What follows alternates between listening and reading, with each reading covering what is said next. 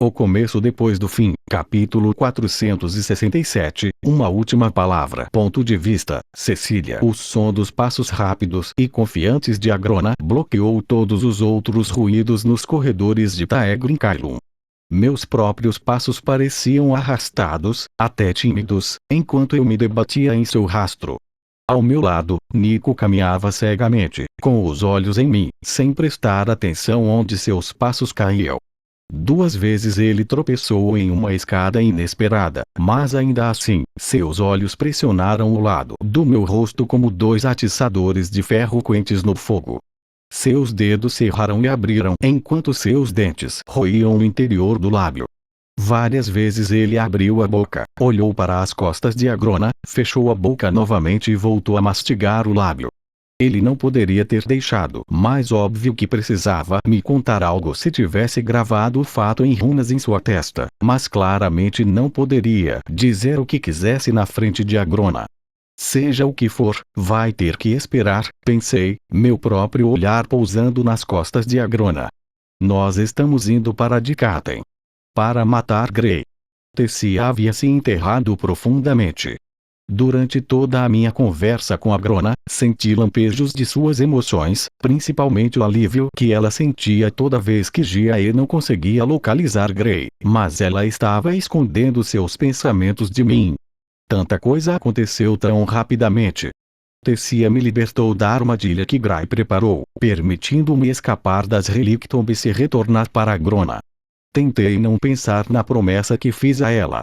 É por isso que você está em silêncio agora. Arrependimento. Não houve resposta, mas eu não esperava uma. Chegamos a uma câmara de teletransporte que eu nunca havia visitado antes. Eu sabia que ainda estávamos na ala privada de Agrona, então presumi que esse fosse seu tempus pessoal.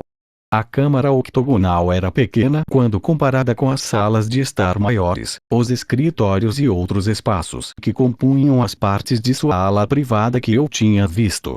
A luz irradiava de um teto inclinado para destacar uma urdidura tempus apoiada em um pilar de granito no centro da sala. Assim que entramos, o tempus varp foi ativado, runas brilhando intensamente nas laterais. Embora tivesse a mesma forma aproximada de bigorna, a urdidura do tempus de Agrona era lisa e prateada e maior do que a maioria que eu já tinha visto. Reúnam-se, disse ele superficialmente, movendo-se para o outro lado. Nico ficou à sua esquerda e eu à sua direita. Bem dentro de mim, minhas entranhas pareciam se contorcer, e eu não tinha certeza se o nervosismo que sentia era meu ou de Tessia vazando para dentro de mim. Agrona não avisou quando nós 3 fomos repentinamente retirados de Taegrinkailun e carregados pela face do mundo. Havia uma sensação distante de passagem, mas a transição era tão suave que era quase desconfortável, criando um estranho vale de movimento. Quando meus pés afundaram na grama até os tornozelos, tropecei. Nico me agarrou com mais força do que o necessário e me olhou preocupado. Cecil. Você estou bem, eu disse, tirando meu braço de suas mãos e olhando ao nosso redor. Estávamos parados na beira de um pequeno grupo de árvores. À nossa frente, havia um aglomerado de rochas que formava uma estreita entrada de caverna. Procurei por qualquer interrupção na mana que pudesse sugerir a presença de Grey, mas não havia nada.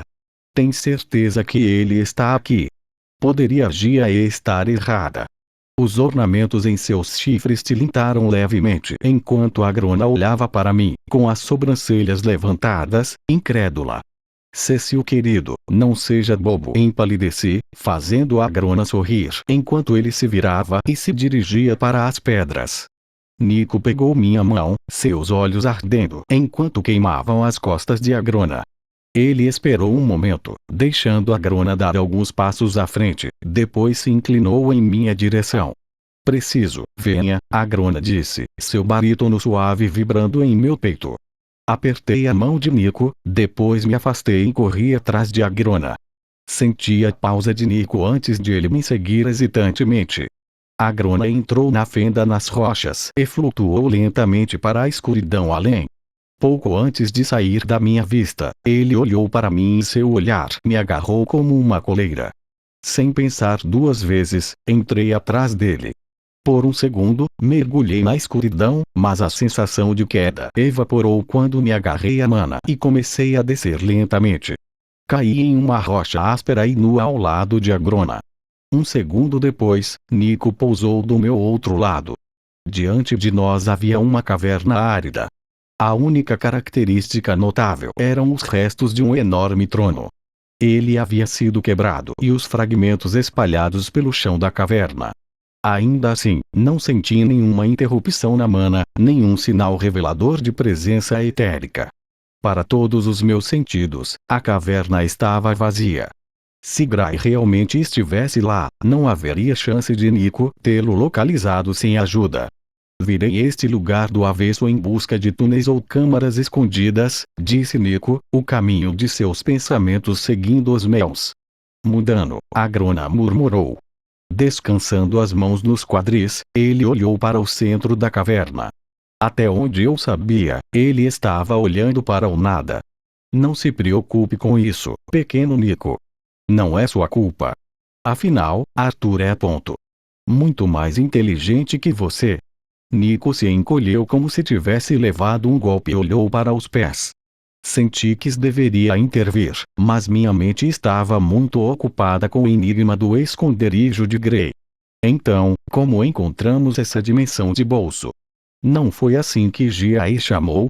O aspecto do éter chamado Spatium é, como seria de esperar, bastante hábil na manipulação do espaço físico, disse Agrona, mudando de tom.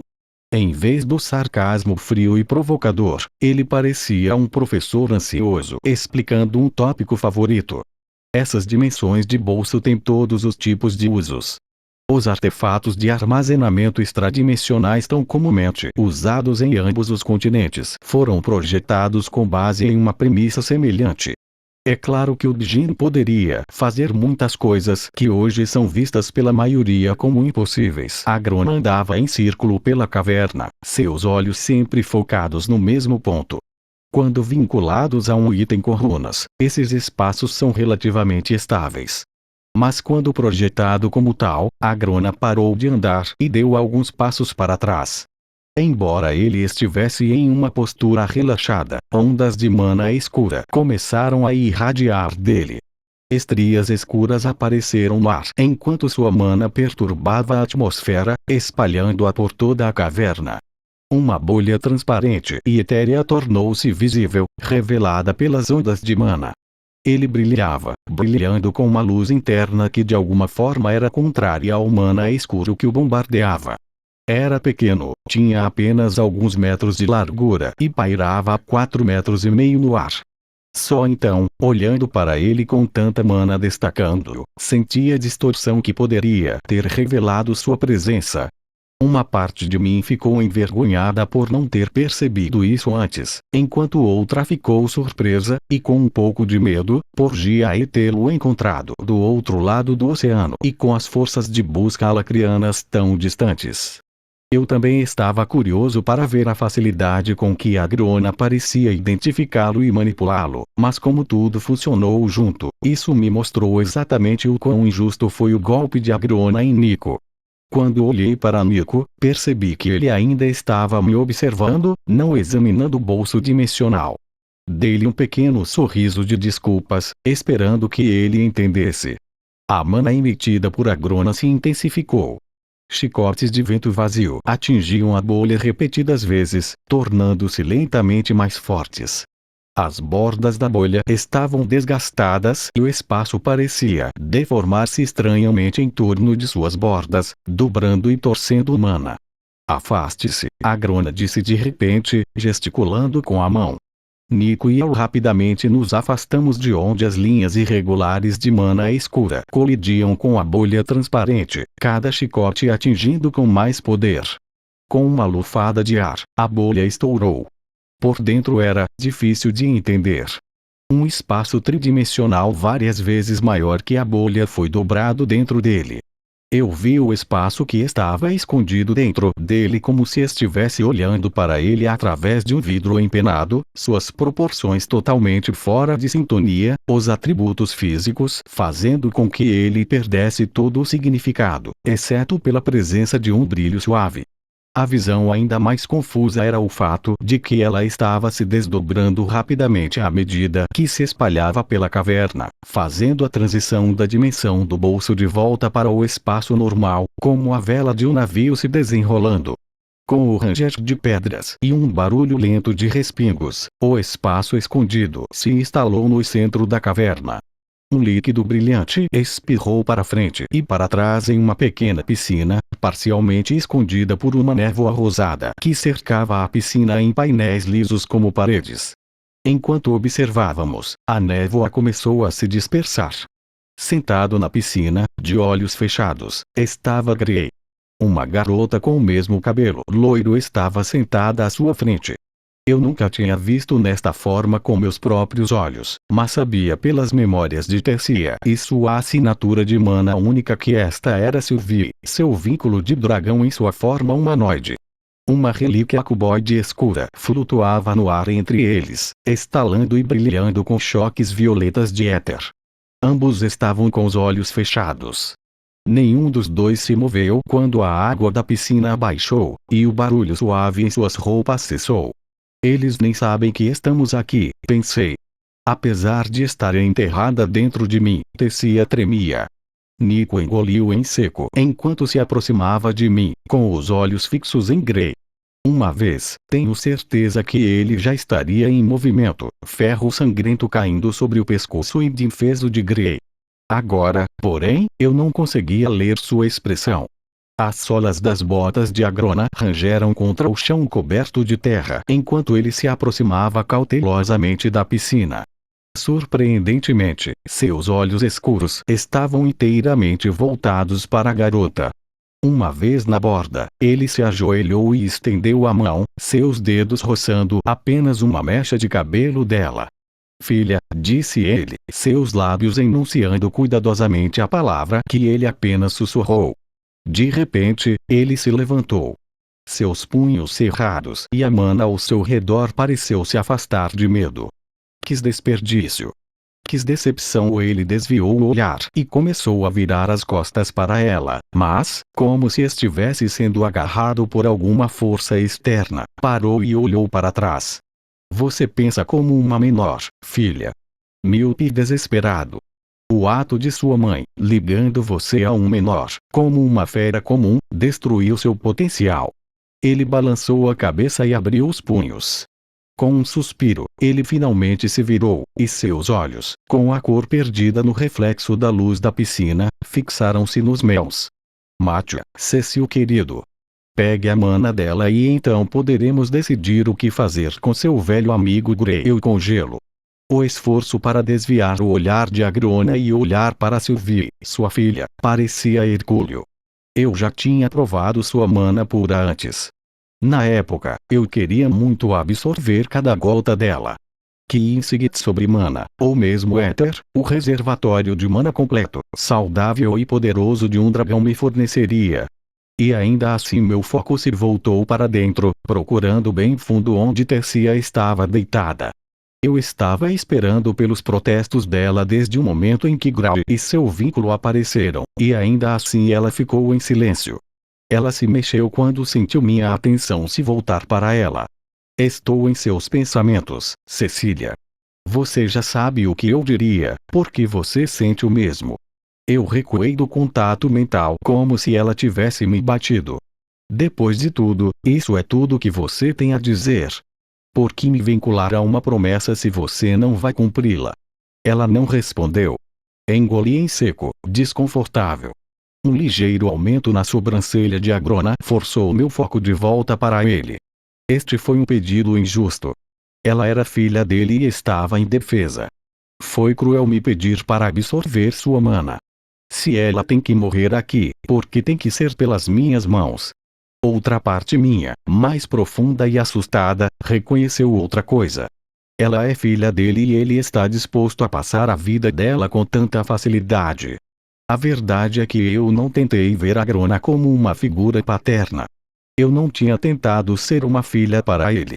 Nunca tive uma família na Terra. Apenas Nico e Gray, reconheci com alguma dificuldade. E o diretor Vilbeck, que sempre foi gentil comigo. Cecil querido, Agrona cutucou, com um tom perigoso em sua voz.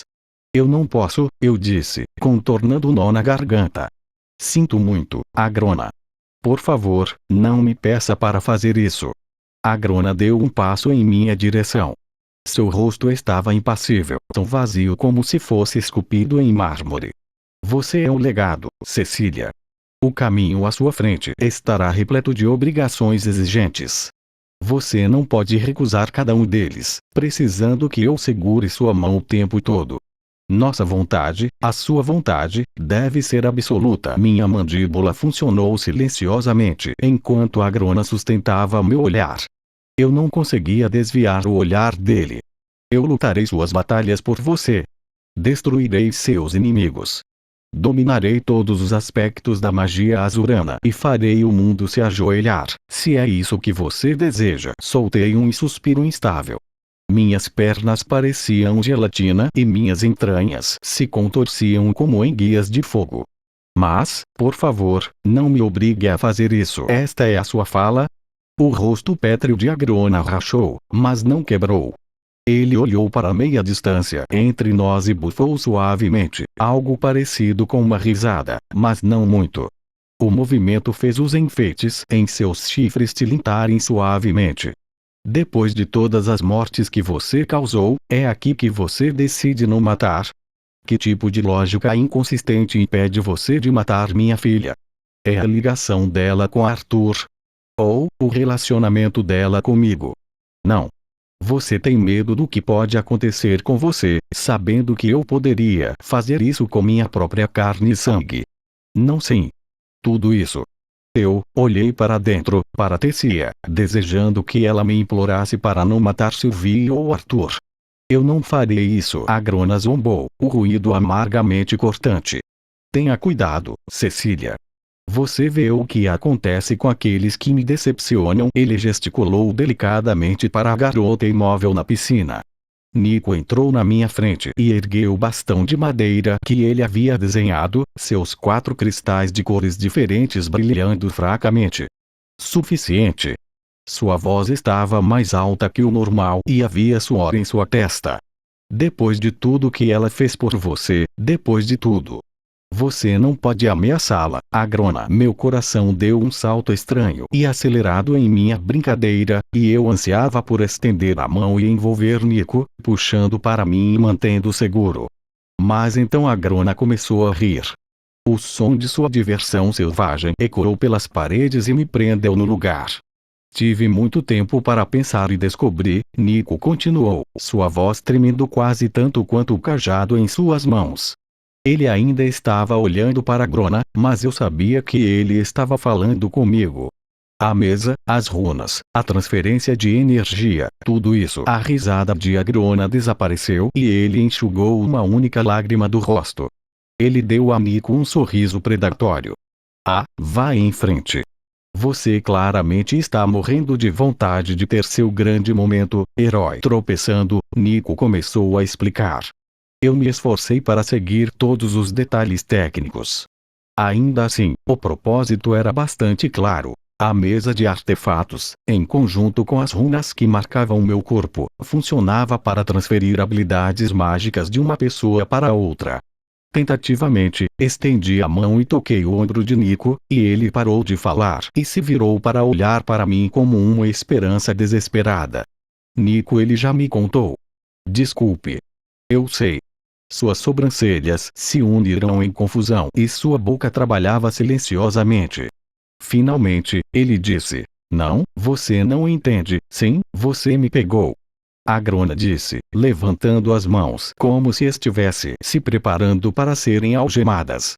Incrível trabalho de detetive, cite Nico. Você percebeu que tenho planos alternativos. Que choque terrível para você, eu sei. Nico virou-se totalmente para mim agora, colocando uma mão em meu ombro e inclinando-se em minha direção até que nossos rostos quase se tocassem. Não é uma opção de emergência, Cecil. É o plano completo. Ele pode tirar o legado de você. Todo esse potencial, todo esse conhecimento, visão sobre todas as artes de mana dos outros Azuras, tudo. O aperto de Nico aumentou e seus olhos brilharam de raiva e medo. Ele nunca vai nos mandar para casa. É tudo mentira. Tudo. Atrás de Nico, Agrona revirou os olhos. Como sempre, Nico, você não consegue ver o que está bem na sua frente. Você acha que você e Cecília podem retornar à Terra e viver uma vidinha aconchegante e feliz se ela ainda for o legado. Nico voltou-se para Agrona, novamente brandindo o cajado.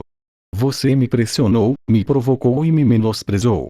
Promoveu minha raiva enquanto tirava todo o resto de mim, atraindo-me ao seu serviço com promessas de trazer Cecília aqui e depois nos enviar de volta à Terra para termos uma vida juntos. Você nunca parou de mover as traves para garantir que nada fosse suficiente para você. Mas esta é a linha que não cruzarei. Não vou deixar você fazer isso com Cecília. Olhei para frente e para trás entre os dois. Agrona já havia me contado o que ele e aqueles magos estavam fazendo quando acordei da minha integração e, com base no que Nico estava dizendo, parecia que ele estava falando a verdade. Mas Nico estava assustado, e com raiva. Eu nunca o tinha visto enfrentar Agrona antes, e saber que ele estava arriscando a ira de Agrona para me defender. Chega, disse Agrona, qualquer indício de humor em seu comportamento desaparecendo entre um batimento cardíaco e outro.